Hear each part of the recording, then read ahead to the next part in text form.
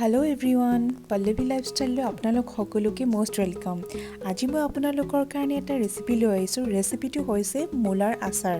এই আচাৰটো বনাবলৈ বহুত সহজ হয়, বেছি মছলা দৰকাৰ নাই।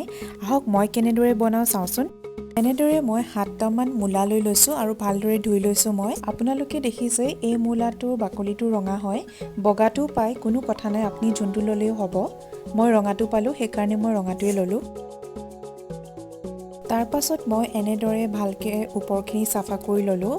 গোটেই বাকলিটো নুগুচালেও হয়, খালি ওপৰখিনি ভালদৰে চাফা কৰি ল'ব লাগে। তাৰ পাছত মই এইটো চাইজত গোটেই মূলাখিনি কাটি ল'লোঁ। মূলাখিনি কাটি লোৱাৰ পিছত মই দুদিনৰ কাৰণে ভালকৈ ৰ'দত দিম। মূলা আচাৰৰ কাৰণে মূলাখিনি দুদিন ভালদৰে ৰ'দত দিলেও যথেষ্ট হয়, বেছি ৰ'দত দিবও নালাগে, বেছিকৈ ৰ'দত দিলেও খাবলৈ ভাল নহয়। মূলাৰ আচাৰৰ কাৰণে মই 2 বিধে মছলা ব্যৱহাৰ কৰিছোঁ। 2 চামুচ গোটা জিৰা দিছোঁ আৰু অলপ বেছিকৈ ক'লা গোটা সৰিয়হ লৈছোঁ। এই গোটেইখিনি একেলগে অলপ সময়ৰ কাৰণে ভাজি লৈছোঁ। এতিয়া একেলগতে মই মিক্সিত এইখিনি পিচি ল'ম। মই একেবাৰে মিহিকৈ পিছা নাই, অকণমান গোটা গোটাকৈ থৈছোঁ। আচাৰত মছলাখিনি এনেকৈ পিচি দিলে খাবলৈ ভাল হয়।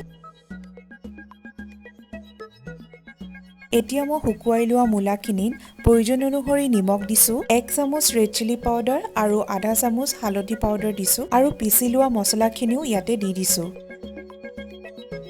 আৰু একেবাৰে শেষত মই প্ৰয়োজন অনুসৰি মিঠাতেল দিছোঁ। মিঠাতেল দিয়াৰ পিছত আমি গোটেই বস্তুখিনি ভালদৰে মিক্স কৰি ল'ম।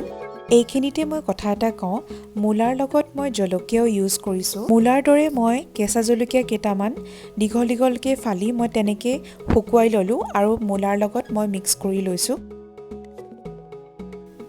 আৰু এয়া আমাৰ মূলাৰ আচাৰ ৰেডি হৈ গ'ল। তাৰপিছত এটা ধুনীয়া চাফা চিচাৰ বটলত আপোনালোকে ভৰাই থ'ব আৰু বহুত দিনলৈ খাব পাৰিব আৰু মাজে মাজে ৰ'দত দি থ'ব। এয়াই আছিল মোৰ আজিৰ ৰেচিপি। আপোনালোকেও মোৰ ৰেচিপিটো ট্ৰাই কৰি চাব ঘৰত আৰু কেনেকুৱা হৈছে মোক কমেণ্ট কৰি জনাব। আৰু আপোনালোকে যদি মোৰ ভিডিঅ'টো চাই আছে আৰু ছাবস্ক্ৰাইব কৰা নাই, প্লিজ লাইক আৰু ছাবস্ক্ৰাইব কৰি দিব। Thank U.